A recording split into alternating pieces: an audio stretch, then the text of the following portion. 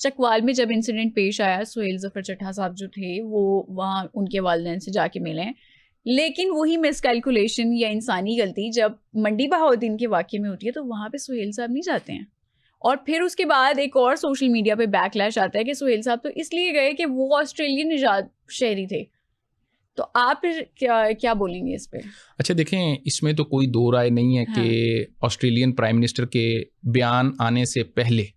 آسٹریلوی گورنمنٹ نے, اس میں کوئی شک نہیں, وہ آسٹریلوی نژاد بچی تھی, اور وہ واقعہ آسٹریلین ایمبیسی نے بھی ہائی لائٹ کیا, آسٹریلیا میں بھی اس ایشو پر بہت بات ہوئی, اور پاکستان میں بھی شاید یہی وجہ ہے کہ وہ واقعہ زیادہ ہائی لائٹ ہوا. وہاں انسانی جان کی قیمت,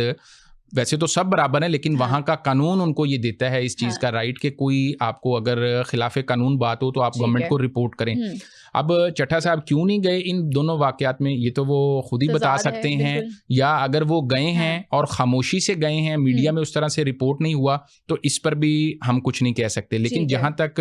چکوال واقعہ ہے, اس کے ان کا وہاں جانا, فیملی سے افسوس کرنا, جو اس کے اندر ملزم تھا جو کہ سی سی ڈی کا اہلکار تھا,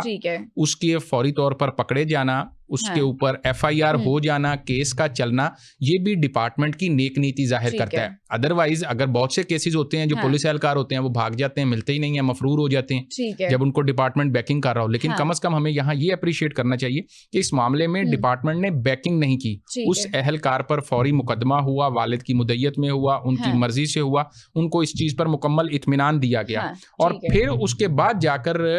چٹھا صاحب نے اور جو آئی جی پنجاب ہیں عبدالکریم صاحب, انہوں نے باقاعدہ پریس کانفرنس کی, افسوس کا اظہار کیا, اس واقعے پر معذرت کی,